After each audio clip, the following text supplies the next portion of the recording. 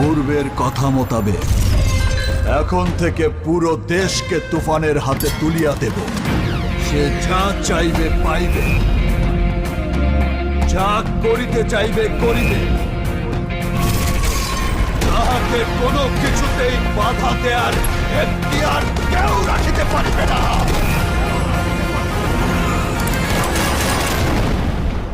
আর এর ব্যত্যয় ঘটিলে